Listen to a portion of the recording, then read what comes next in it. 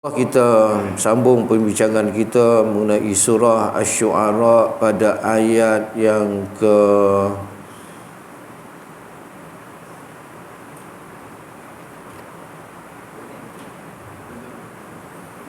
100. Ayat 100 kan?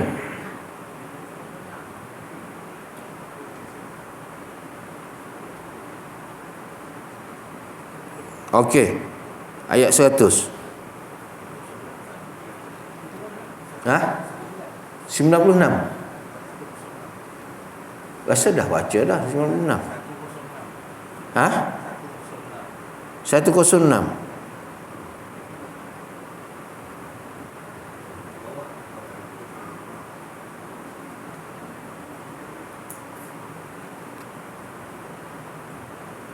Ya, 100 ke 106 ke 96?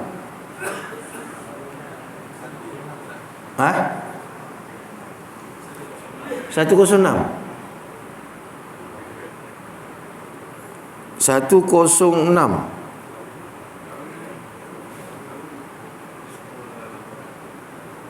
Macam mana? Betul? Betul? Tak ingat. Tak ingat. Saya teruskan 106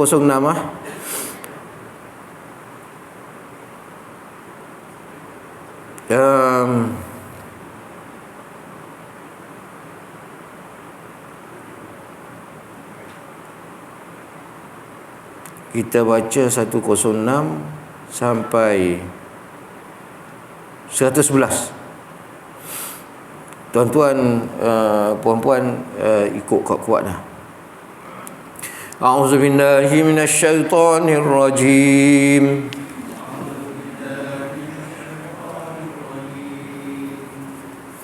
Bismillahirrahmanirrahim.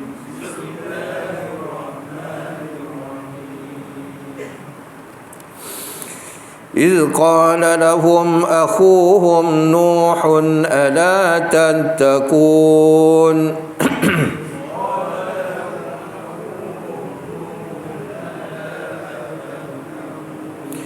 إني لكم رسول أمين فاتقوا الله وأطيعون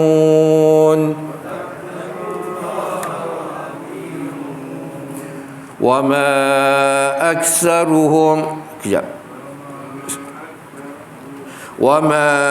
أسألكم عليه من أجر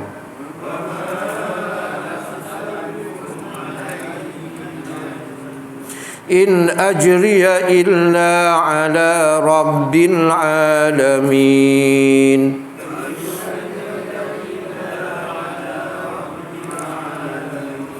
فاتقوا الله وأطيعون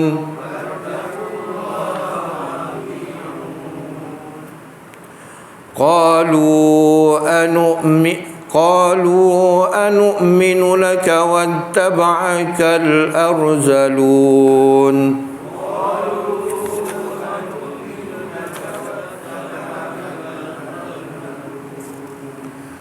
Sadaqallahul azim.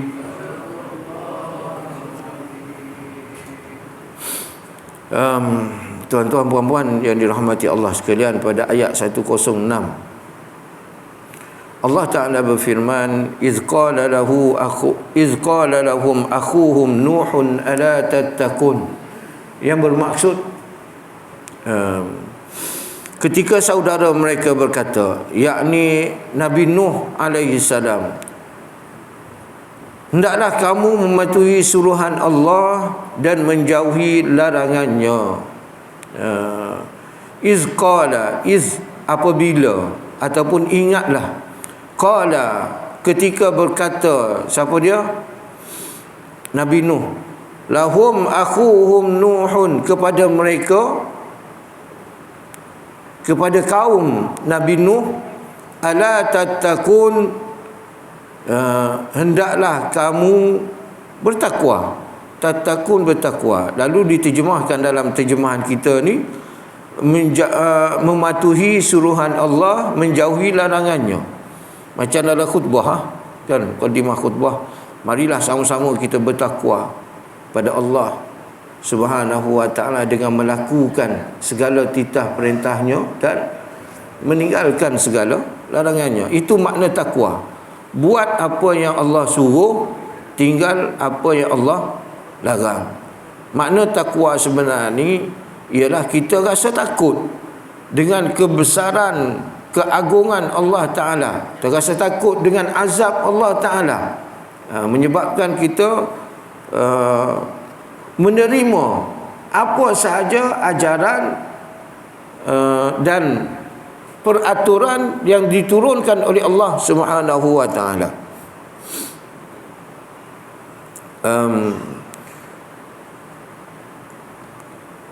Dia sama je daripada zaman Nabi Adam sampailah zaman Nabi Muhammad sallallahu alaihi wasallam. Semua rasul dan nabi, mereka menyuruh manusia supaya menyembah Allah dan takut pada Allah. Tak ada seorang pun nabi yang suruh kita lawan Allah Ta'ala. Semua nabi suruh kita takut dan taat pada Allah Ta'ala. Jadi Nabi Nuh, nabi yang termasuk nabi ulul azmi, yang mempunyai kesabaran yang tertinggi. Ulul azmi ini nabi yang mempunyai kesabaran yang tertinggi. Itu Nabi Nuh alaihissalam.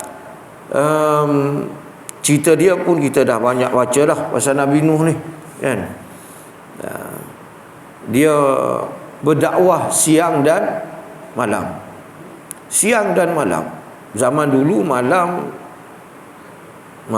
tak berapa nak hidup malam ni, tapi dia berdakwah juga tuan-tuan. Malam pun cari orang lagi, dakwah lagi kan. Zaman sekarang malam macam siang kan. Pukul 3 pagi, 4 pagi ramai lagi orang duduk kat kedai-kedai makan apa tu kan. Kedai makan pun beroperasi 24 jam kan. Tapi masa tu saya rasa tak ada lah pendakwah ni kan. Dengan saya tak datang dah kedai pada masa tu kan. Kita dengan urusan kita kan. Nabi Nuh tak, siang malam dia mengajak kaum dia selama berapa lama? 950 tahun. Bukan 40 tahun, bukan 100 tahun, tapi 950 tahun. 50 tahun lagi nak cukup 1000 tahun kan. Allahu Akbar. Gigihnya dia berdakwah kan? Gigihnya berdakwah sampai dah umur 1000 tahun kan, diarahkan untuk buat kapal. Itu memang mukjizat dah tuan-tuan kan. Zaman dulu bukannya ada kedai papan jual kayu apa semua, tak ada. Zaman dulu tebang sendiri ya kan, tebang pokok sendiri. Umur 1000 tahun tebang pokok tuan-tuan. Pokok bukan pokok kecil, pokok besar nak buat kapal kan. Taat dan patuhnya Nabi Nuh kepada perintah Allah Ta'ala. Dia tak kata, ya Allah engkau agak-agaklah suruh aku buat apa ni kapal, umur dah 1000 tahun dah kan. Tuan-tuan boleh bayangkan macam mana umur 1000 tahun ni, fizikal dia, badan dia macam mana. Kita 100 tahun lebih pun tengok Tun Mahathir kan. Agak-agak kalau umur macam tu, badan macam tu, boleh lagi nak tukang? Tak boleh dah tuan-tuan. Tun Mahathir tu boleh bawa kereta, boleh drive kereta tu, kira terbaik ya, memang hebat lah dia kan. Umur dekat 100 tahun boleh bawa kereta lagi kan. Kita di kalangan kita ni kadang-kadang tak sampai umur tahap tu dah tak boleh bawa kereta dah kan. Tak boleh bawa lah. Tapi Allah bagi kekuatan pada dia. Buat kapal tuan-tuan, besar pada masjid ni ya, sebab nak muatkan semua binatang Semua binatang nak naik. Lepas tu dia kena buat bilik-bilik. Bilik-bilik, letak binatang sepasang-sepasang. Bukan kata dia buat ruang besar macam ni, kan. Dia buat bilik-bilik, tuan-tuan. Tinggi kapal tu dalam internet pun dia sebut lebih kurang 70 hasta. 70 hasta maknanya dekat 100 kaki, tuan-tuan. Satu hasta sekaki setengah, kan? Satu hasta sekaki setengah. Dekat 100 kaki. 100 kaki ni dekat 10 tingkat bangunan tu. Satu tingkat bangunan 10 kaki je, kan? 10 tingkat bangunan. Main tinggi, tuan-tuan. Buat kapal. Subhanallah. Yang tu habis orang kata dia gila, kan? Buat kapal sebesar-besarnya kapal atas gunung. Buat pula atas gunung. Bukan buat di tepi sungai, tepi laut tu, bukan, kan? Buat atas gunung. Oh, memang seluruh pengikut dia, seluruh umat dia kata dia gila, kan? Buat kapal macam tu. Ni sebab apa? Sebab manusia ni dia nampak apa yang ada depan mata je. Dia tak nampak apa yang akan datang, kan? Padahal Allah persiapkan untuk apa? Untuk datangnya banjir yang terbesar atas muka bumi, ya. Allahu Akbar. Itu Nabi Nuh, tuan-tuan. Nabi Nuh, Nabi yang terhebat, kan? Tapi sayang, pengikut dia hanya 50 orang je, kan? Pengikut Nabi Nuh. Dah orang duk tengok, ni buat kapal ni memang gila, tuan-tuan, kan? Tinggi dekat 10 tingkat bangunan. Panjang 100 kaki. Ada setengah kata 300 kaki, kan? 300 kaki panjang, tuan-tuan, kan? Itu kapal dia. Jadi dalam dia buat kapal, dalam dia umur yang seumpama itu, kan, masih lagi berdakwah. Cukup masa berdakwah, kan? Ajak kaum dia untuk beriman pada Allah Ta'ala, takut pada Allah Ta'ala, takut pada Allah Ta'ala. Sambil itu Nabi Nuh kata apa? Inni lakum, ayat 107, inni lakum rasulun amin, sesungguhnya aku ini ialah rasul yang amanah, yang diutuskan oleh Allah kepada kamu. Rasul mesti amanah, tuan-tuan. Tak ada rasul yang tidak amanah. Lawan pada amanah apa? Khianat, kan? Apa maksud khianat? Kalau Nabi SAW, Nabi kata tidak ada yang disampaikan oleh Allah Ta'ala kepada aku, semua aku sampaikan kepada umat aku. Tak ada dia, ni tak boleh ni, ini malu aku ni. Contohnya surah Abasa wa Tawalla an ja'ahul a'ma, kan? Itu teguran Allah Ta'ala kepada Nabi Muhammad SAW. Teguran Allah Ta'ala.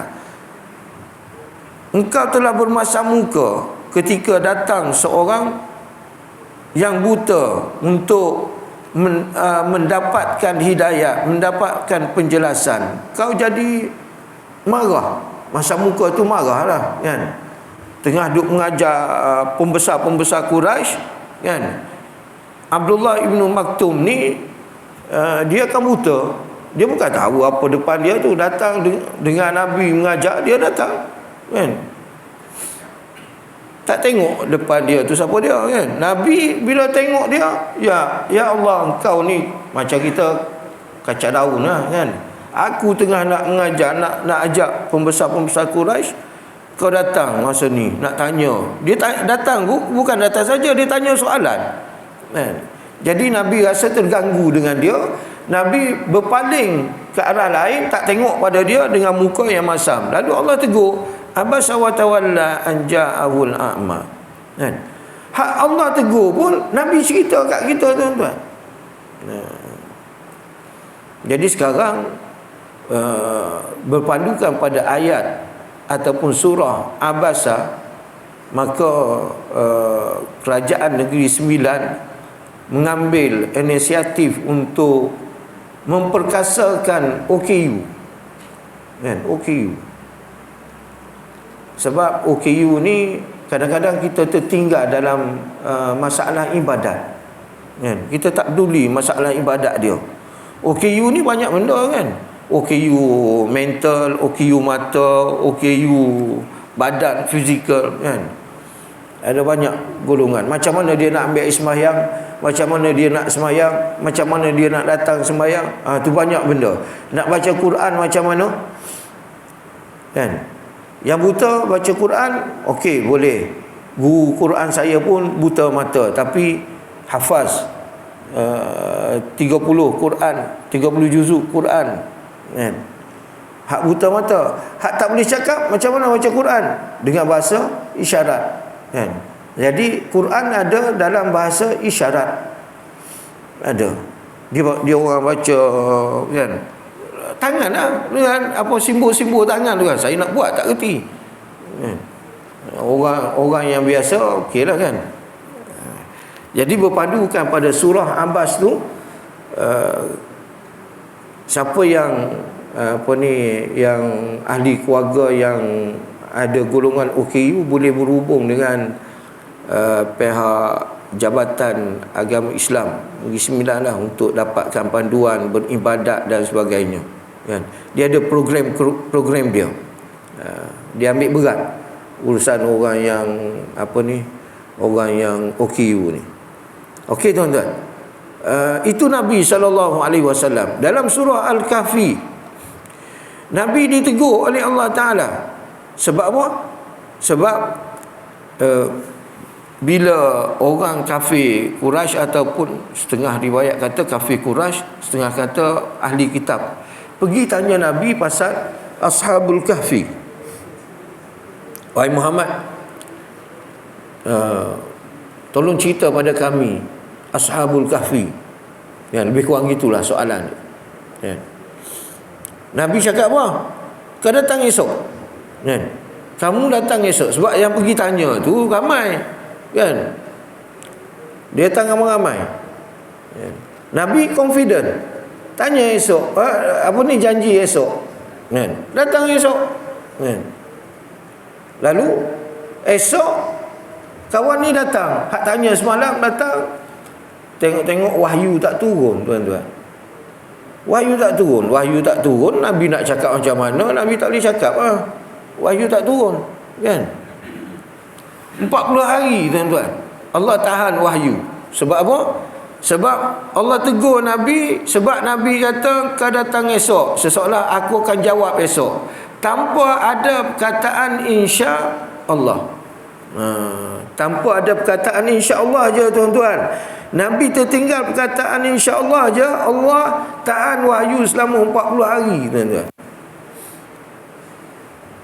Sampai tak tu. Itu Nabi, tuan-tuan. Apa yang Allah tegur pada Nabi, kan?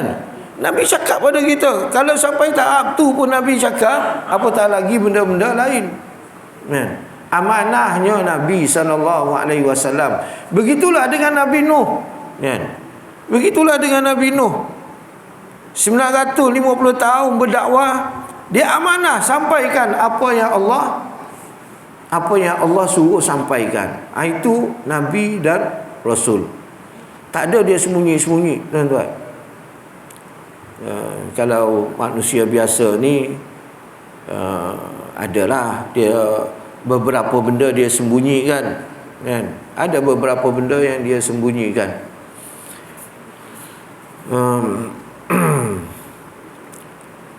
Dan kalau ahli kitab, banyak benda yang dia sembunyikan, terutamanya tentang kebenaran Nabi Muhammad SAW dan agama Islam. Ahli kitab sembunyikan, tuan-tuan. Tak cerita yang betul. Apa yang ada dalam kitab Taurat, apa yang ada dalam kitab Injil, ya, tuan-tuan. Akhir-akhir ni saya tengok dalam TikTok lah, tuan-tuan. Saya tengok dalam TikTok. Kita kan zaman sekarang, zaman akhir zaman, tuan-tuan. 2024 nak masuk 2025 dah kan. Sekarang muncul teknologi AI, dia panggil apa benda, kataan tu, ringkasan dia AI lah, bukan Anwar Ibrahim, tapi teknologi sekarang. AI ni dia kecanggihan teknologi sistem, tuan-tuan. Sekarang dia orang dah boleh buat robot manusia kan. Robot manusia ni boleh bekerja sebagaimana manusia. Tuan-tuan, sikit lagi dia akan jual robot tu dalam harga yang mampu milik kan. Lepas ni orang tak perlukan manusia bekerja kat rumah, untuk kerja rumah. Nak suruh dia masak, nak suruh dia kemar rumah, nak suruh dia kat tanah halaman rumah ke apa semua, sidai kain, basuh kain apa semua kan, boleh suruh dia semua, tuan-tuan. Macam manusia dah kan? Macam manusia. Itu zaman sekarang, tuan-tuan, kecanggihan. Tuan-tuan tengoklah. Lepas tu AI sekarang dia ada Chat GPG, nama dia Chat GPG. Tuan-tuan tak tahulah, saya tak tahu tuan-tuan tengok tak tengok kan. Chat GPG ni kita bercakap dengan mesin. Dia adalah komputer. Mesin. Tapi bercakap macam manusia. Kita boleh bersembang dengan dia. Awak nama apa kan? Tuan-tuan nak cakap bahasa apa atas muka bumi? Bahasa Kelantan, bahasa Kedah, bahasa Negeri Sembilan, bahasa Jepun, berjuta bahasa tu tuan-tuan boleh cakap dengan dia. Dia layan dan dia bercakap bahasa tuan-tuan. Tuan-tuan boleh minta tolong cakap dalam bahasa Kelantan, dia akan cakap bahasa Kelantan. Canggih zaman sekarang. Tuan-tuan boleh tanya dia semua. Nak tanya apa?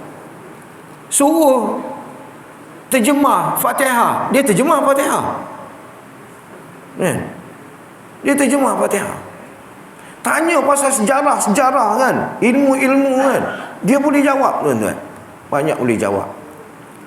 Kecanggihan zaman sekarang. Apa nak jadi dengan dunia saya tak tahu lah masa depan kan. Dia panggil Chat GPG. Boleh, tuan-tuan boleh pilih suara lelaki, suara perempuan.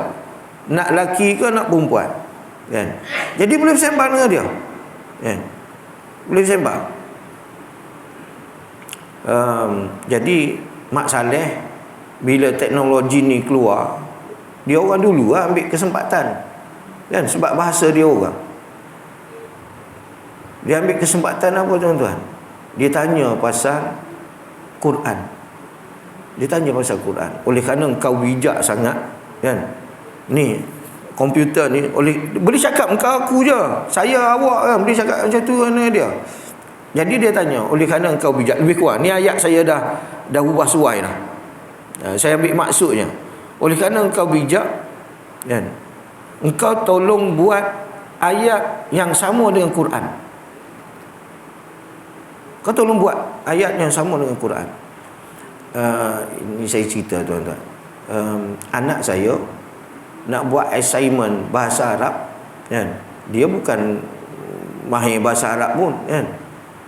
Guna teknologi AI ni, tuan-tuan. Bak nahu soraf keluar sebiji macam dalam buku keluar. Dia buat cantik, tuan-tuan. Memang cantik. Bahasa dia keluar satu persatu soraf dia tu kan. Fa'ala yaf'alu, dan contoh ayat menggunakan perkataan Arab. Memang cantik. Tuan-tuan, kalau tuan-tuan tengok Google Translate ni dia banyak tersasar.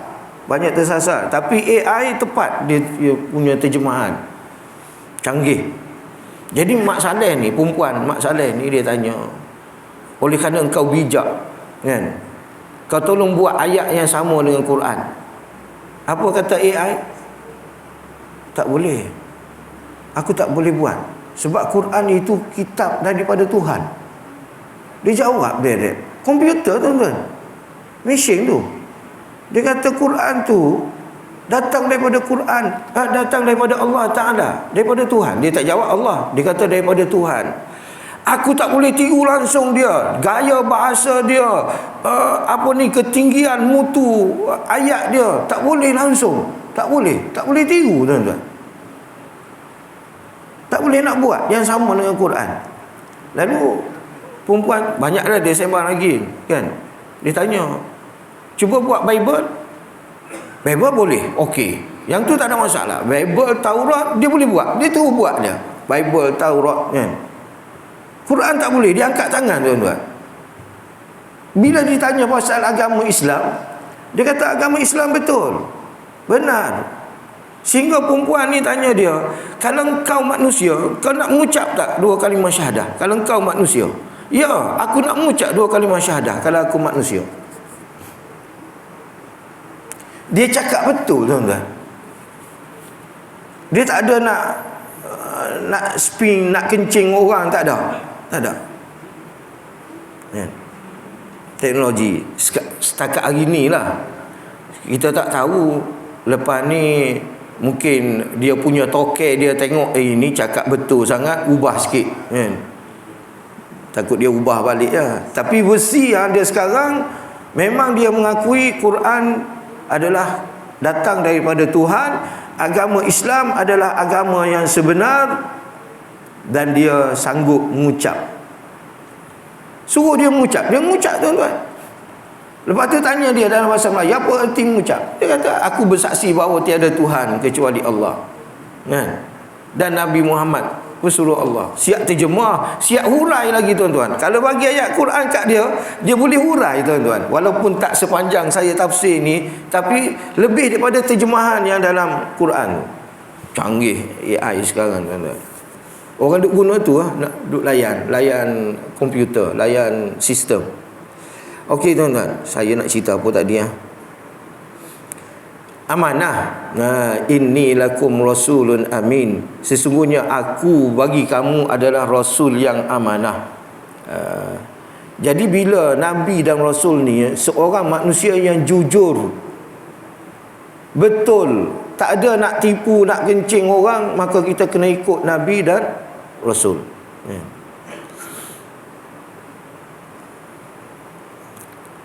Tapi sayang, orang kita sekarang ramai juga tuan-tuan kan, yang saya duk sebut dah sebelum ni, bila dengar aja hukum Allah Ta'ala, dia pun mencanak bangun lawan tuan-tuan hukum Allah. Komputer pun nak beriman pada Allah Ta'ala kan. Kita manusia, aduh, memang ikut nafsu lah tuan-tuan. Ikut nafsu, waliyazubillahi min zalik. Lalu kata Nabi Nuh alaihissalam, ayat 108, fattaqullaha wa ati'un.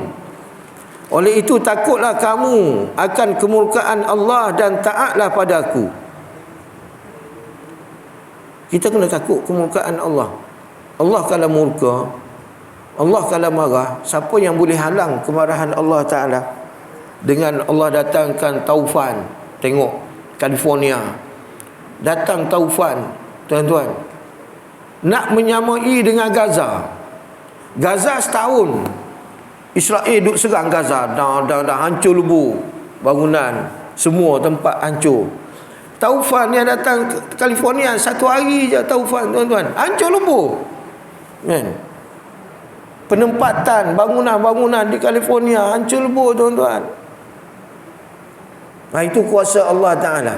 Manusia buat dalam masa setahun, Allah buat dalam masa sehari. Siapa boleh halang taufan tu? Tak ada orang boleh halang. Taufan ni kita bawa pergi lain, jangan lalu kot ni. Tak boleh. Kita tak ada kuasa. Itu Allah Ta'ala. Gempa bumi belum lagi kan. Dengan penyakit-penyakit, Allah datangkan penyakit yang pelik-pelik kan. Allahu Akbar. Jadi kena takut pada Allah Ta'ala. Itu atas muka bumi.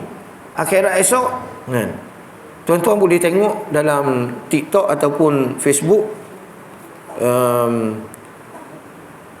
ada perempuan India, tak silap saya dah sebut dah. Dia masuk alam kubur, masuk dalam kubur, tidur dengan mayat, kan? Ada kan? Ada tengok? Allahu Akbar. Rasanya dia bukan Islam rasanya, tapi masuk kubur, tidur dengan mayat. Mayat tu, mayat pakai kain kafan Islam tu, kan? Bukan pakai baju kot, bukan. Mayat pakai kain kafan Islam. Dia rakam. Dia rakam apa yang berlaku dia dengan mayat ni, kan? Kawan dia yang lelaki duduk dalam rumah, balik dalam rumah. Dia masuk dalam kubur tu, kan? Mayat tu baru lagi kot. Mayat orang tua, kan? Dia nak masuk, dia buka baju, tinggal singlet je. Tu saya kata dia rasa bukan Islam ni, kan? Bukan Islam, tapi masuk kubur orang Islam, kan? Dia masuk, lepas tu ditutup. Kawan dia hak lelaki ni tutup, macam kita tutup liang lahat tu, dengan papan tu, kan? Tutup papan sekeping tu, tutup. Lalu bermulalah rakaman. Lelaki ni balik kat rumah, tengok dalam kontrol dalam komputer, kan? Tengok rakaman tu. Oh, duk tak lama bangkit mayat tu, bangun. Bangun, kan? Bangun tu bukan dia peduli ke perempuan ni, dah. Dia bangun tu untuk apa, tuan-tuan? Untuk diazab oleh Allah Ta'ala, kan? Kena azab, tuan-tuan. Yang saya tengok keluar ular daripada mulut dia, kan? Real nampak tu, keluar ular daripada mulut dia. Dan mulanya keluar seekor, kan? Tapi bila berdepan dengan dia jadi 7 kepala lebih kurang, kan? Duduk patuk dia ni, tuan-tuan, berdarah. Darah tu mengecik kena perempuan ni. Perempuan ni tak payah nak cerita, tuan-tuan, dengan mata terbeliak, kan? Tengok suasana tu, hampir nak mati dia pun tengoknya tu. Mayat tu diazab oleh Allah Ta'ala, kan? Itu gambaran, sedikit gambaran. Gambaran tu sebenar bukan yang dalam kubur yang sebenar. Yang dalam kubur yang sebenar lagi dahsyat, tuan-tuan. Lepas tu datang apa? Dia kena patuk ular tu. Sebelum patuk ular tu saya lupa dah, ada dah azab tu, kan? Sebelum patuk ular tu, bila patuk ular kejarkan muka dia ni, kan? Duk kejap jadi elok balik, kan? Jadi cantik balik muka. Lepas tu datang apa ni, macam bola tu, besi tapi bentuk macam bola. Lepas tu duri-duri penuh tu, kan? Penuh dengan duri. Datang duk tumbuk muka dia. Nampak dia datang, hentam muka, tuan-tuan. Habis darah, tuan-tuan. Berdarah, berkecai muka. Bukan datang perlahan, tuan-tuan, tekam dengan kuat. Oh, itu azab Allah Ta'ala dalam kubur, tuan-tuan. Azab Allah Ta'ala dalam kubur. Allahu Akbar. Wa ni'azubillahi min zalik. Saya tengok dalam TikTok, ada orang dia postkan pasal orang yang dah mati. Dalam satu kitab ditulis Bughyatu, kitab Bughyah, lupa dah. Bughyatu, bukan Bughyatu Talibin. Dalam tu dia kata orang beriman yang meninggal ni, yang duduk dalam kubur ni, dia akan datang ziarah rumah dia, kan dia datang ziarah pada hari yang keberapa saya tak ingat dah, dia sebut dalam tu. Dia datang ziarah, dia tengok ada tak waris dia yang bersedekah untuk dia, baca Quran ke, bagi sedekah ke. Siapa yang bagi sedekah, dia nak terima tu, dia tunggu je apa yang nak diberikan oleh waris-waris dia, anak-anak dia, keluarga dia, kan? Sekiranya dia dapat, maka dia akan bergembira, sangat-sangat gembira. Tapi kalau dia tak dapat, dia balik dengan penuh penyesalan, tuan-tuan. Balik ke kubur semula. Ini dalam kitab, tuan-tuan. Itu dalam kubur. Jadi ayat ni dia suruh kita takut pada Allah Ta'ala, suruh kita taat pada Allah Ta'ala, sebab siksaan Allah Ta'ala itu terlalu dahsyat, tuan-tuan. Terlalu dahsyat. Sikit lagi, tuan-tuan.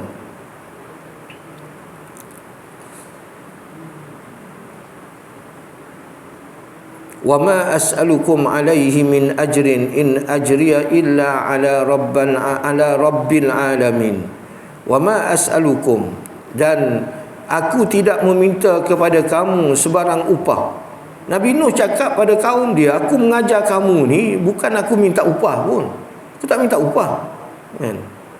In ajriya illa, sesungguhnya tidaklah upah aku itu illa ala rabbil alamin, kecuali menjadi tanggungjawab Tuhan sekalian alam. Bab Nabi semua Nabi tak minta upah, tuan-tuan. Nabi Adam ke sampai Nabi Muhammad sallallahu alaihi wasallam, tak ada nabi yang pergi dakwah kaum dia, kau bayar kan, kau bayar pada kami. Dah tak ada, tuan-tuan. Berbeza dengan ustaz-ustaz, ulama-ulama zaman sekarang dan zaman selepas daripada kewafatan Nabi Muhammad sallallahu alaihi wasallam. Dia bermula selepas daripada kewafatan Nabi Muhammad sallallahu alaihi wasallam, maka mengajar agama ni diberi upah, kan?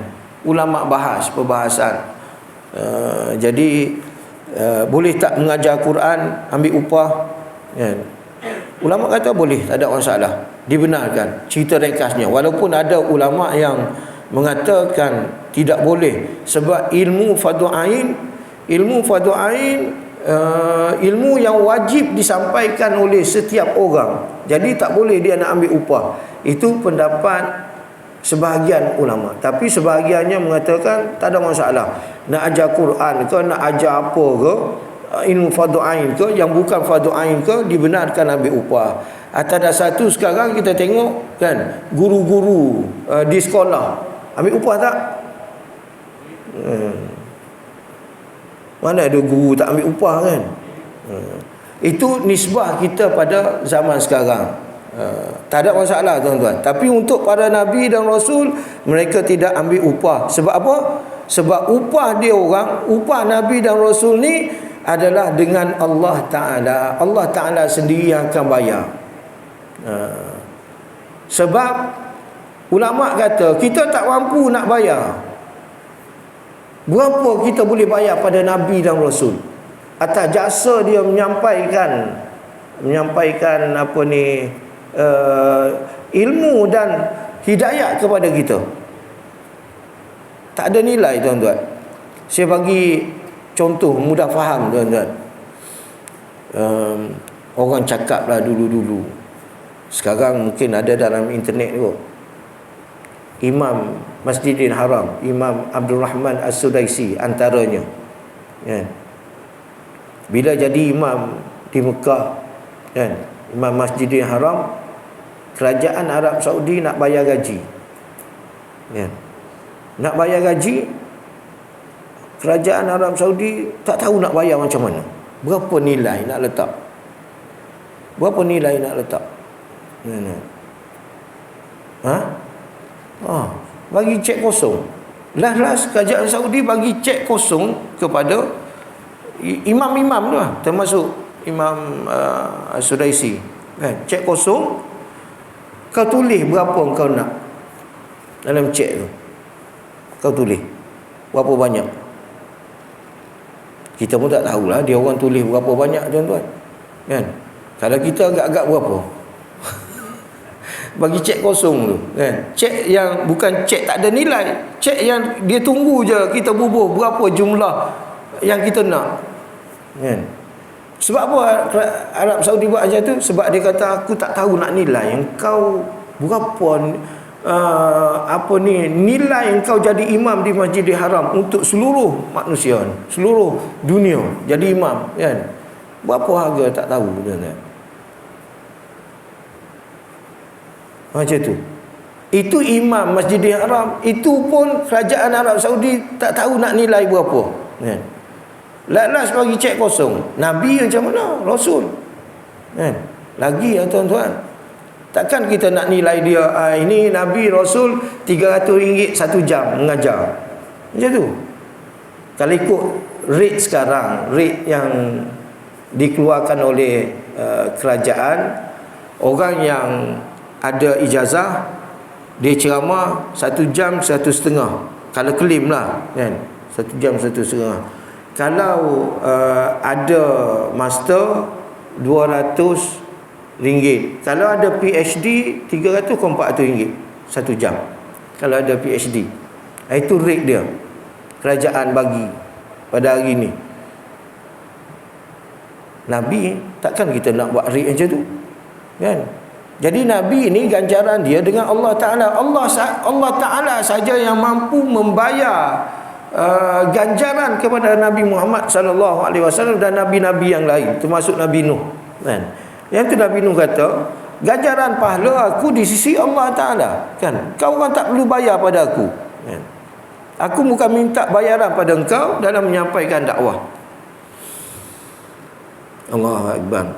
Di Arab Saudi tuan-tuan,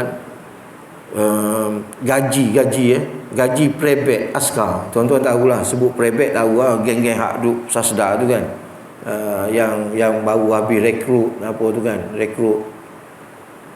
Gaji rekrut kita tuan-tuan, gaji prebet lah, prebet dalam 1,000-1,600 kan, ada yang sampai 2,000 ada kan, tengok atas CJ dia orang kan.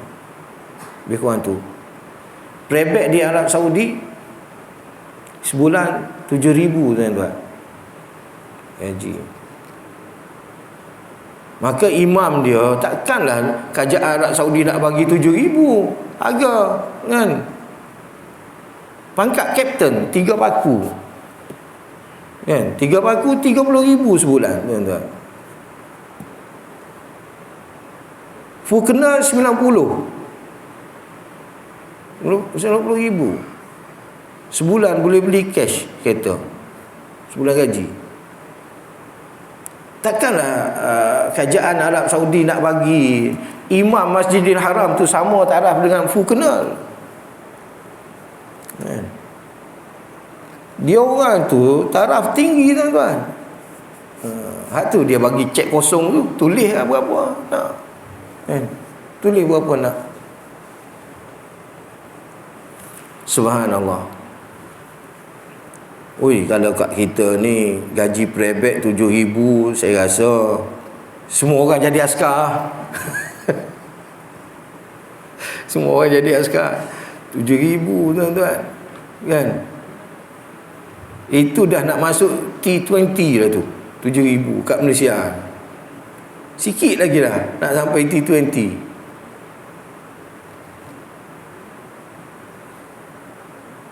Kalau gaji macam tu saya rasa tak ada kat Malaysia ni. B40 tak ada lah, B40 tak ada, kan? Semua orang kaya raya. Lalu Allah sebut lagi pada ayat 110, fattaqullaha wa ati'un. Fattaqullaha wa ati'un. Maka takutlah pada Allah dan taatlah padanya. Dia macam ayat berulang, kan?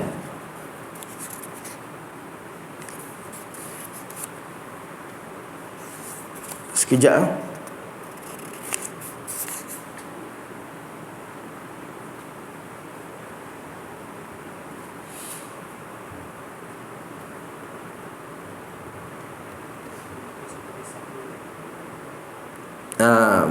Takutlah pada Allah dan taatlah pada aku. Itu kata Nabi Nuh AS. Kamu kena takut pada Allah dan kamu kena taat kepada aku. Yalah, Allah sebut dalam Quran, kan, Qul in kuntum tuhibbunallah fattabi'uni yuhibbukumullah. Katakanlah wahai Muhammad, sekiranya kamu cinta pada Allah, maka kamu kena ikut aku. Nescaya Allah akan sayang kepada kamu. Jadi kita kena ikut Nabi Muhammad sallallahu alaihi wasallam. Ya. Sama dengan Nabi Nuh, ayat yang sama. Taatlah pada Allah dengan ikut aku, kata Nabi Nuh. Apa yang Nabi cakap, Nabi kita sallallahu alaihi wasallam cakap sama dengan apa yang Nabi Nuh cakap. Nabi ni dia sama aje. Subhanallah.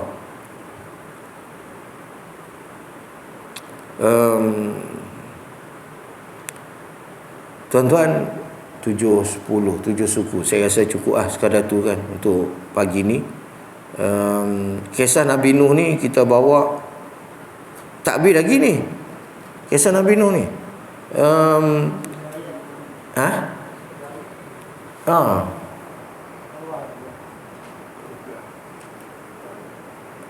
Qalu anu banyak lagi, panjang lagi tu. Dia sampai ayat berapa? Cuba tengok Ji. Sebelah. Saya baca sampai 110 kan? 111. Belum lagi. 110. Tadi in ajriya illa ala rabbil alamin. Setakat tu fattaqullaha wa atiun. Qalu anu'minu. Ini orang kafir cakap ni, orang yang menentang Nabi Nuh. Nanti kita bicara pada temuan akan datang. Qalu anu'minu. Anu'minu tu apakah? Perlu kami beriman pada engkau wahai Nabi Nuh? Ni dia canggah. Kaum Nabi Nuh canggah Nabi Nuh alaihissalam. Nanti kita jumpa kemudian. Ya. Itu saja daripada saya. Tuan-tuan ingat 111. Saya kadang-kadang tak ingat tuan-tuan. Wallahu a'lam. Wassalamualaikum warahmatullahi wabarakatuh. A'udzubillahi minasyaitonir rajim. Bismillahirrahmanirrahim. Alhamdulillahi rabbil alamin, wassalatu wassalamu ala asyrafil anbiya wal mursalin sayyidina Muhammadin sallallahu alaihi wasallam. Allahumma 'allimna ma yanfa'una wanfa'na bima 'allamtana warzuqna fahma. Allahumma faqqihna fid din wa 'allimna at-ta'wil. Rabbana iftah bainana wa baina qaumina bil haqq wa anta khairul fatihin. Wa sallallahu ala sayyidina Muhammad wa ala alihi wa sahbihi ajma'in. Walhamdulillahi rabbil alamin. Taqabbalallahu minkum.